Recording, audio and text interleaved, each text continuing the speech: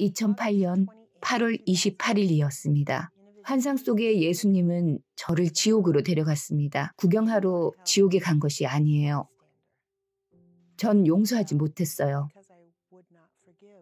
너무 많은 생각을 했어요. 어떻게 이런 일이 일어날 수 있었을까? 그날 아침 난 준비를 하고 있었습니다. 우리는 설교하는 분을 초청했는데 사운드맨은 그날 아팠습니다. 그래서 제가 소리를 만졌어요. 예배를 드리는 동안 뒤쪽에 있었어요. 멋진 찬송에 예수님이 어떻게 사람들을 사랑하고 영혼에 대해 이야기했어요. 나는 눈을 감고 있었습니다. 그리고 갑자기 방에 열기가 들어오는 것을 느꼈습니다. 격렬하게 열기가 올라왔어요.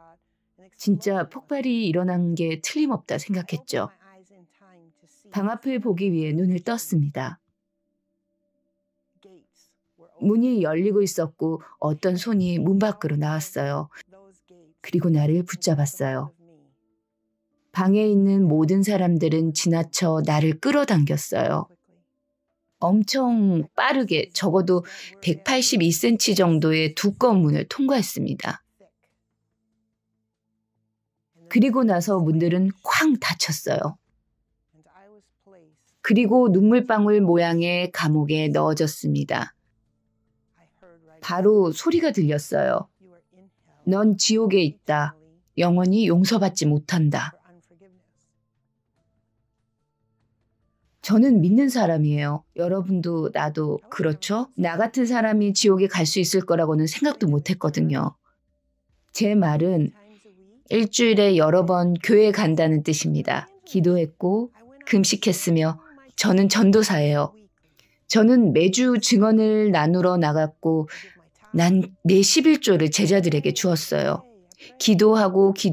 기도했어요. 하지만 용서하지 않을 것이기 때문에 지옥에 갔습니다. 지옥이 어떤 곳이냐고요? 무시무시합니다. 첫 번째 일어난 일은 열이 너무 뜨거워 제 몸에서 피부가 떨어지기 시작했습니다. 그건 너무 고통스러웠어요. 다른 감옥에 갇힌 사람들을 봤는데 그들은 피부가 없었습니다. 이미 녹아내려서 소리치고 있었어요. 비명을 지르는 것이 귀를 아프게 했는데 그리고 내가 소리를 지르는 사람이라는 걸 깨달았어요. 내 눈은 뒤로 움직이고 있었습니다. 빨리 그리고 멀리 갑자기 그들과 헤어졌습니다. 지옥에는 연합함이 없습니다. 극심한 고통이 있죠. 모든 것이 고통스러웠지만 극심한 고통을 야기하는 극단적인 것들이 있었습니다. 그중 하나가 몸 안의 모든 물이 증발하는 것이었습니다. 아시죠? 우리는 많은 물로 되어 있어요. 더 이상 정말 고통스러웠습니다. 내 왼팔을 내려다보니 팔의 뼈에는 노란 물질이 들어있었습니다. 그게 골수라는 걸 알았어요. 그리고 검게 변했어요. 온몸의 그 고통을 느꼈어요. 온몸이 아픕니다. 믿지 못할 거예요. 너무 고통스러웠습니다.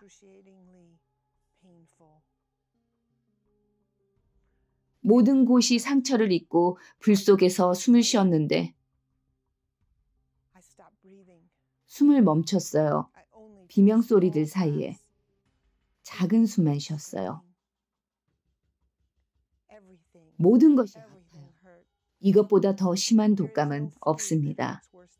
이것보다 더 심한 교통사고는 없습니다.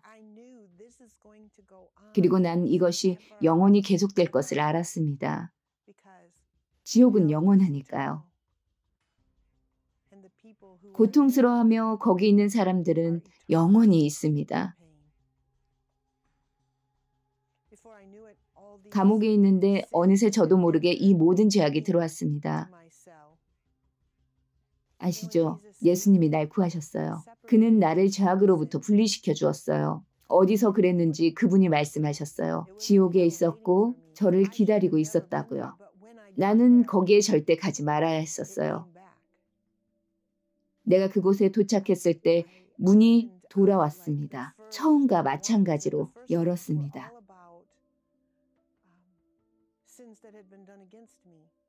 사람들을 기본적으로 내가 용서하지 않을 것이기 때문에 내가 거기 있었던 거예요.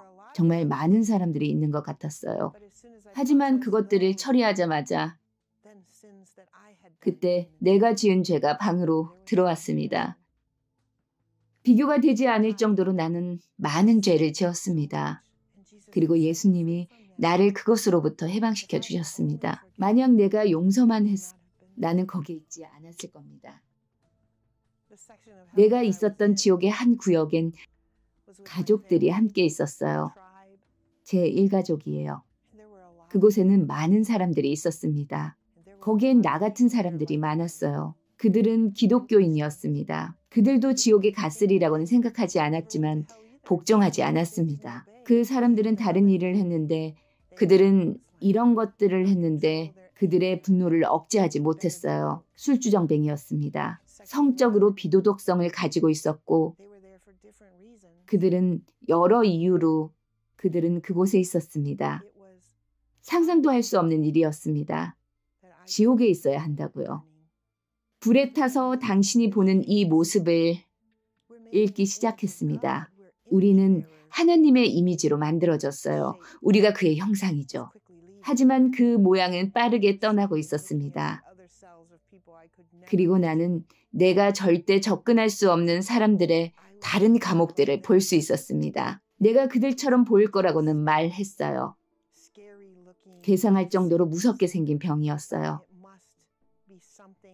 암같이 생긴 것이 틀림없다고 생각했습니다. 그리고 영원히 지옥에 있었어요. 내가 지옥에 있을 때 가장 고통스러웠던 것은 아버지 하나님께서 무엇을 하고 계셨는데 그분은 옷의 목선을 잡아 찢었습니다.